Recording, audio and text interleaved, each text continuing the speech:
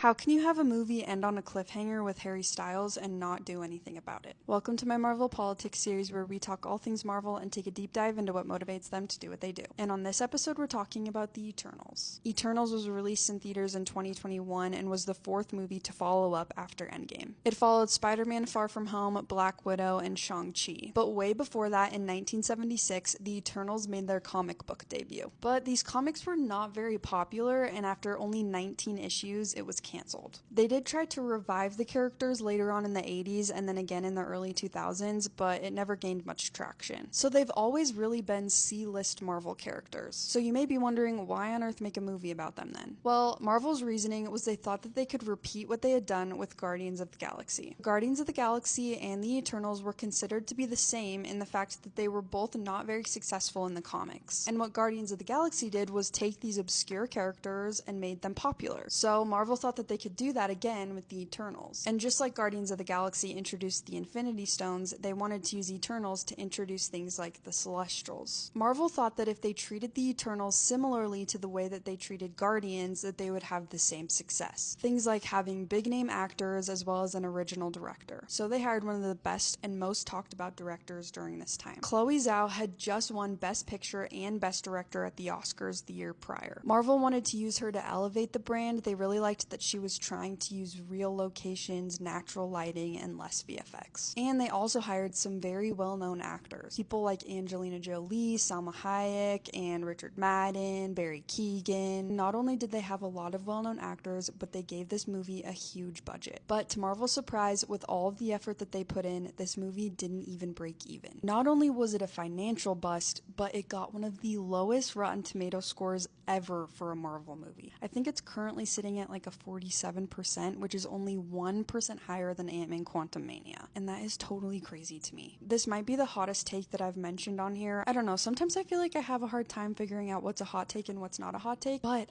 I really like this movie. I remember walking out of the theater thinking that was really cool. So I'd be interested to hear what you guys have to say, because all the people that I talk to also say that they really like this, but then I'm like, where's the bad reviews coming from? I don't know.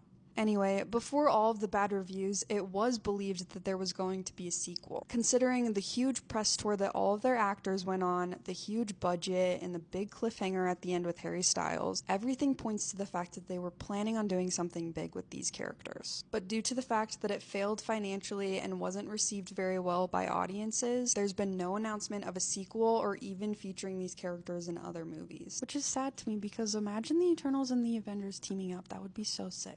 The only thing that Kevin Feige has really said about the Eternals regarding them coming back is something super vague.